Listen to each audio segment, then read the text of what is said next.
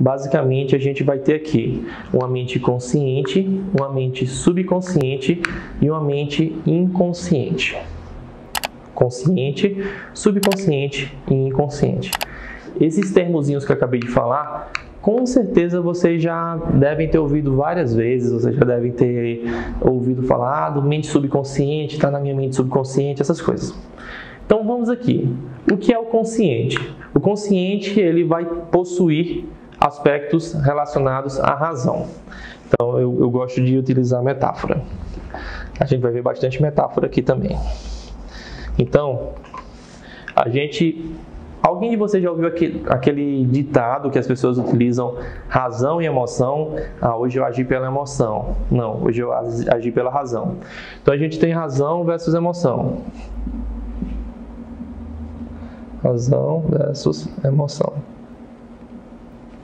Razão e emoção. Vocês acreditam que qual desse é o consciente e qual desse é o subconsciente? Quem é consciente? É razão ou emoção? Que é consciente, que tem consciência. Razão. Razão, ele é consciente. Por quê? Porque o consciente é o que eu vou discernir do que é certo e o que é errado. E quando eu ajo pela razão, eu estou fazendo isso. Mas quando eu ajo pela emoção, eu estou analisando se é certo ou errado?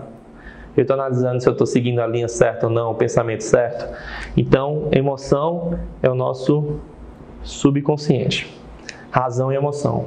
Então, a gente tem aqui raciocínio, pertence à razão, não é verdade? A gente raciocinar, analisar, analítico, analisar. Quando você analisa algo antes de fazer, quando você raciocina antes de fazer, isso a gente está falando de um ato consciente, um ato de razão.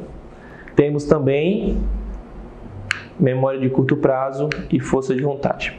Memória de curto prazo. O que é uma memória de curto prazo? A gente compreende também como memória funcional.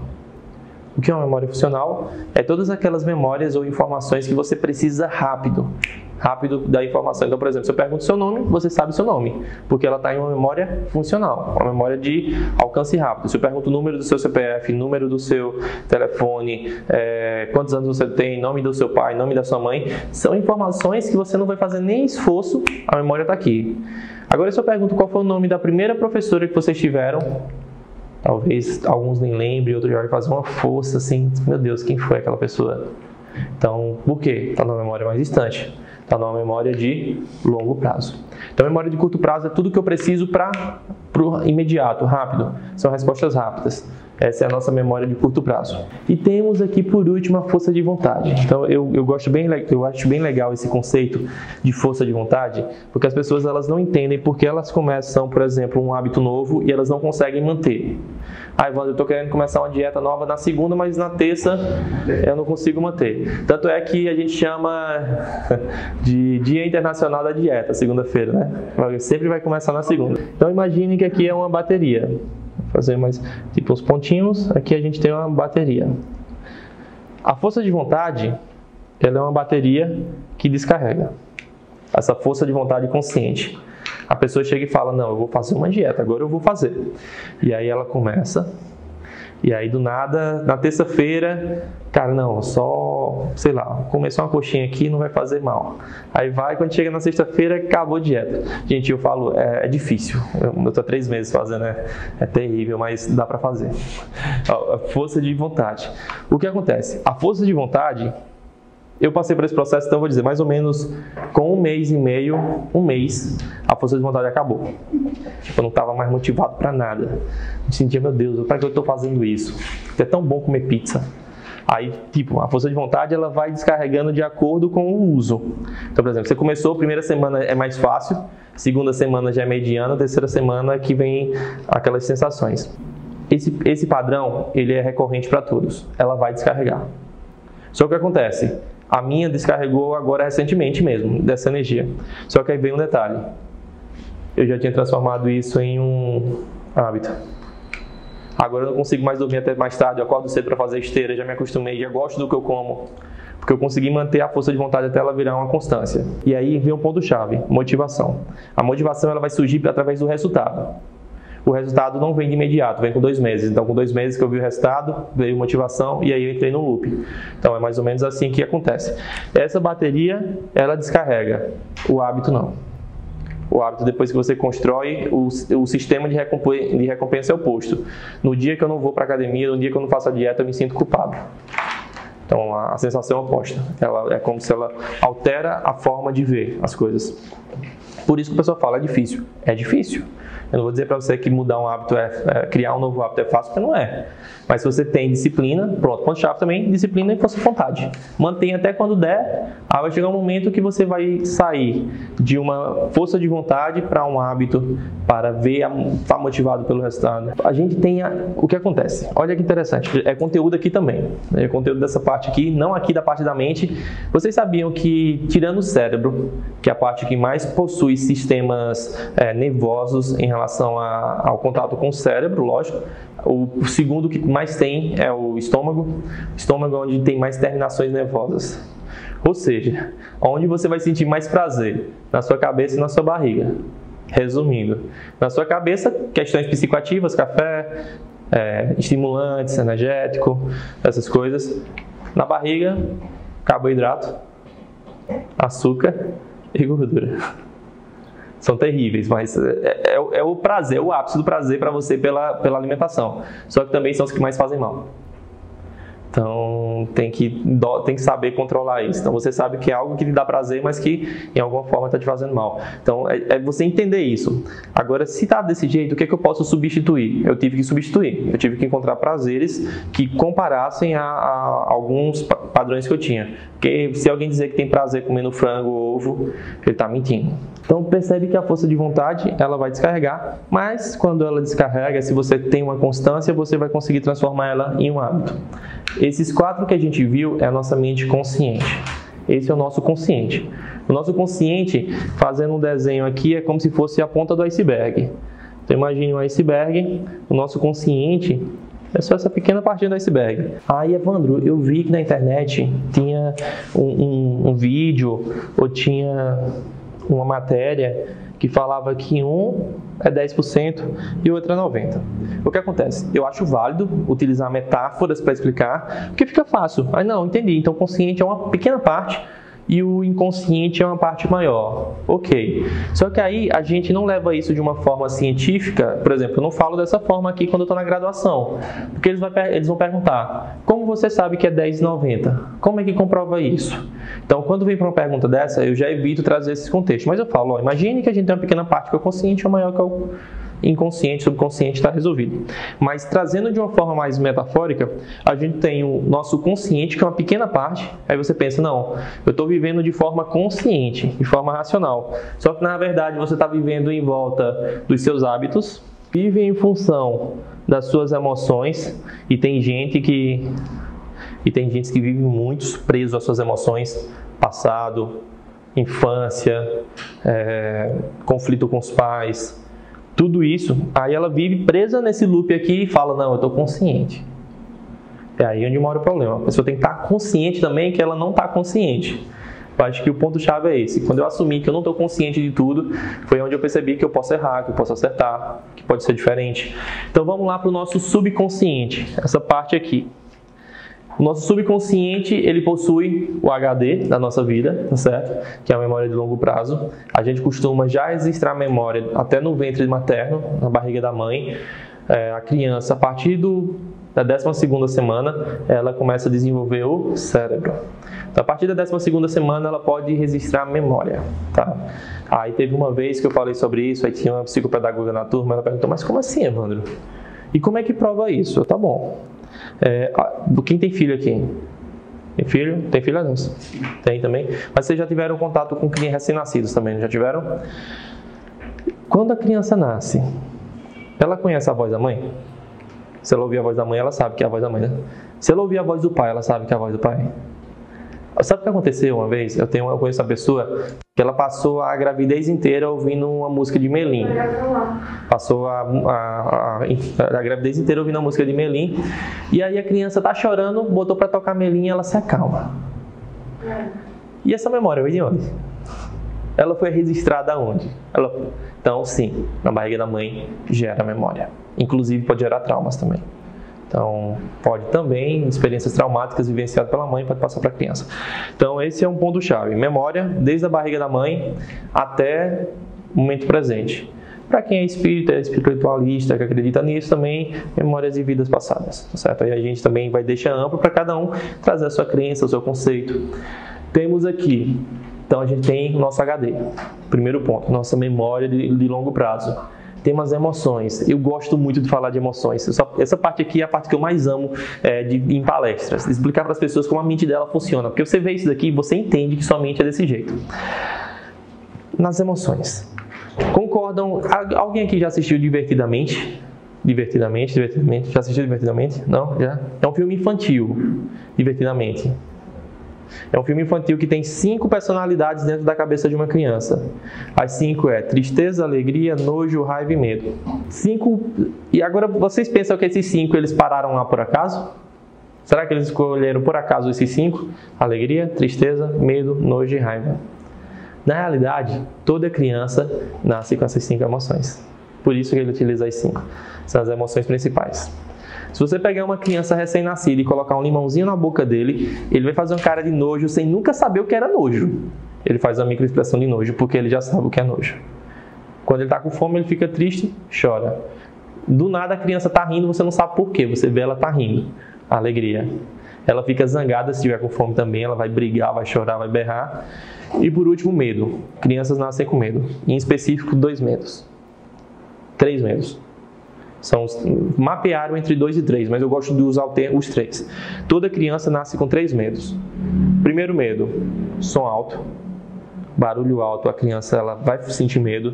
Então, se você gritar ou se tiver com barulho muito alto, ela vai se sentir incomodada. Segundo medo, altura, medo de cair. Já ouviram falar no movimento de Moro, que é um movimento que o recém-nascido faz? Se você colocar o dedinho na criança, ela vai prender um dedinho e ficar segurando? Já viram isso? Você bota a mão, ela vai segurar na mão, vai segurar no dedo. Movimento de Moro, vai cair, ela levanta a mão, sentir segurar. Por que faz isso? Aí a gente volta lá para trás. Na pré-história, a mãe andava e tal, e ela tinha que estar agarrada no corpo da mãe ou no corpo do pai.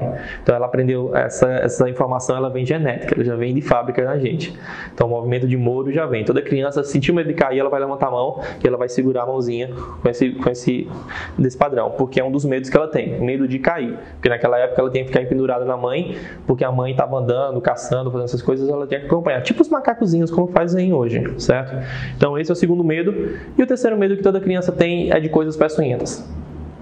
Também. Então algo que seja muito peludo, ela ainda não se acostumou, ela vai ficar com medo. Entendeu? Então são os 3 padrões que vão sentir medo criança. Então a criança nasce com essas 5 emoções. Mas hoje, a gente adulto, a gente só tem essas 5 emoções? A gente tem uma enxurrada de emoções. A gente aprende paixão, a gente aprende amor, a gente aprende luto, aflição, ansiedade. Olha o tanto de emoção. Mas espera ainda, se eu não nasci com elas e eu sinto hoje, ela surgiu em algum momento da minha vida. Ou seja, eu aprendi. Então, as emoções, sem ser as básicas, elas são aprendidas. Então, se eu aprendi a sentir ansiedade, eu também posso aprender a deixar de sentir ansiedade. Se eu aprendi a sentir aflição quando eu vejo alguma coisa, eu posso aprender a deixar de sentir aflição. Muito legal isso, né? E outra coisa mais legal ainda, olha que legal. Provavelmente, em algum momento da vida de vocês já se apaixonaram, vocês vão se apaixonar, ou estão apaixonados, enfim, vai estar em uma dessas fases. Quais são os sintomas de uma pessoa apaixonada? Uma pessoa que está apaixonada, o que é que ela sente? Frio na barriga, não sei de friozinho na barriga quando está próximo de ver a pessoa, quando está vendo a pessoa. Boca seca, mão suada, na verdade. O tempo passa mais devagar, coração acelera, tudo isso, né?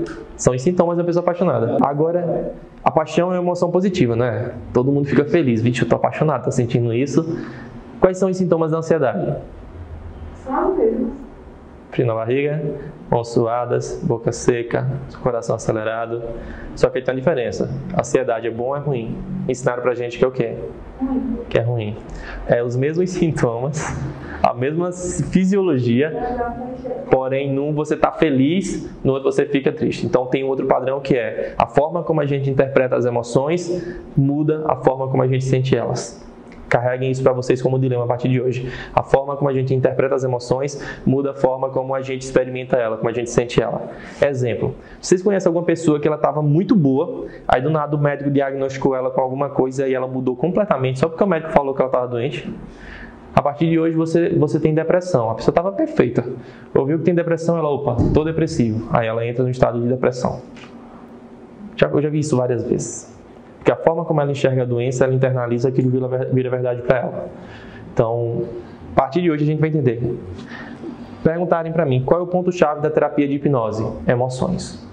A gente pode ser considerado uma terapia das emoções. Porque a gente vai muito além, a gente vai no foco, na raiz, no que compreende esses aspectos. Então, tá aqui, as emoções elas estão onde? No nosso subconsciente. A hipnose serve para isso.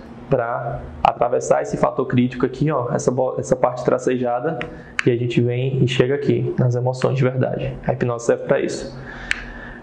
Temos memória a longo prazo, emoções, temos proteção, autopreservação. E aí a gente vem aqui para um ponto-chave. Tudo na nossa vida é o nosso cérebro querendo proteger a gente de alguma coisa. Ele vai querer estar nos protegendo de alguma coisa sempre. Sempre ele vai querer proteger a gente. A ansiedade é uma proteção.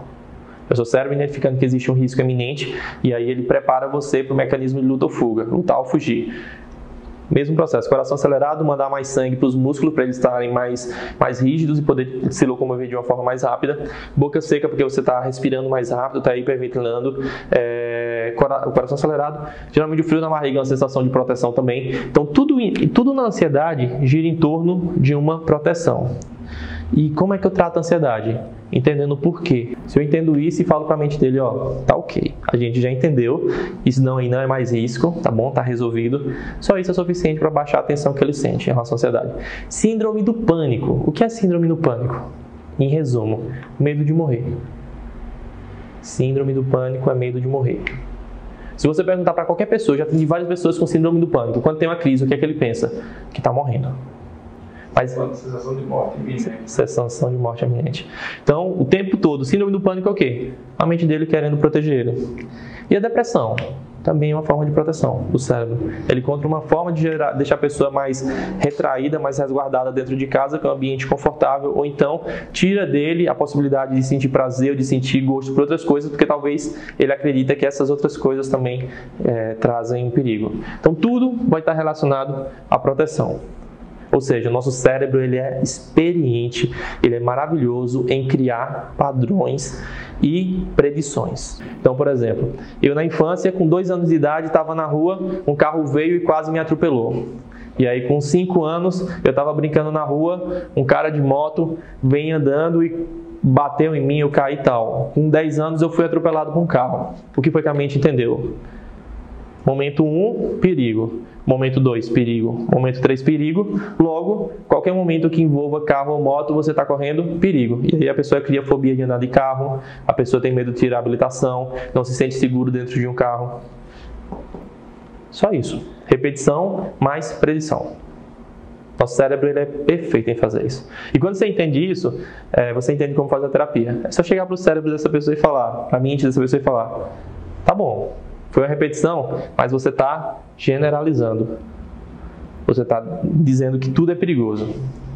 E aí a gente tira ele dessa generalização, a gente adapta esses padrões e talvez em vez de sentir um desespero ao ver um carro, ela pode, por exemplo, apenas ficar mais atenta ao ver um carro. Porque é importante, a gente precisa de atenção. Se eu vou passar na rua e não olhar para um lado e para o outro, eu posso ser atropelado.